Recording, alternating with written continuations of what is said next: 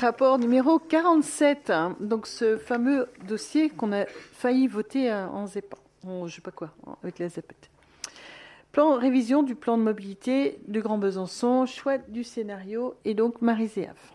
Merci, Madame la Présidente. La révision du plan de mobilité a débuté en janvier 2021. C'est un document de planification obligatoire pour les agglomérations de plus de 100 000 habitants, et ce PDM s'insère entre les documents de planification SCOT et le PLUI. Il est au même niveau que le PCAET et que le PLH. Les principaux objectifs du PDM sont fixés par le Code des transports. L'amélioration des mobilités quotidiennes de tous les usagers, la diminution du trafic automobile, l'amélioration de la qualité de l'air, la préservation de l'environnement et la maîtrise des coûts collectifs. Principalement, le plan de mobilité poursuit un objectif majeur, c'est le report modal.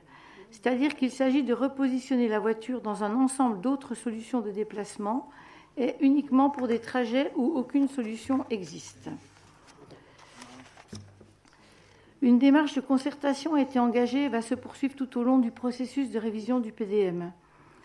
Une synthèse des enjeux issus du travail de diagnostic a été faite et 2 scénarios sont ressortis. Le scénario 1, c'est l'efficacité et la rapidité, où clairement les transports collectifs représentent l'épine dorsale des solutions pour provoquer le report modal. Et le scénario 2, c'est la proximité et la flexibilité, et c'est basé sur l'intermodalité.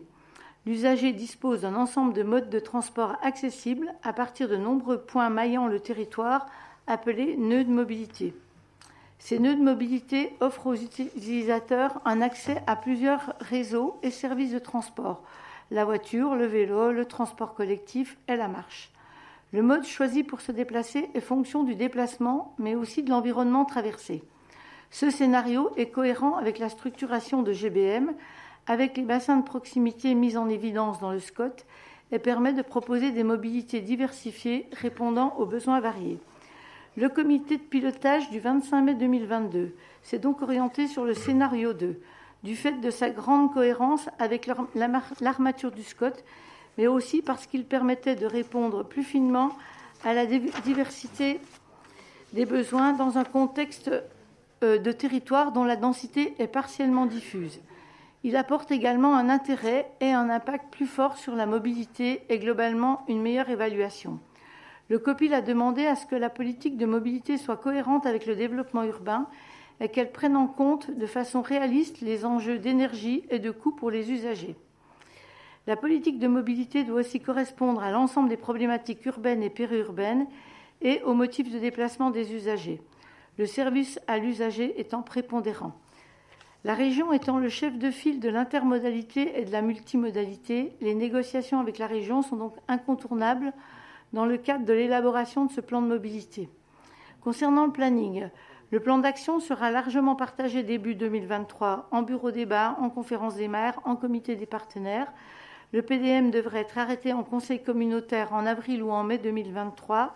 À la suite de ce conseil communautaire, les personnes publiques associées seront consultées et devront se prononcer dans les 3 mois, et ensuite une enquête publique sur une durée de 3 mois. L'ajustement du PDM sera refait après l'enquête publique pour validation en conseil communautaire au début 2024. Donc là, l'Assemblée communautaire est appelée à se prononcer sur les scénarios qui a été proposé par le comité de pilotage pour la révision du plan de mobilité et la poursuite de la démarche.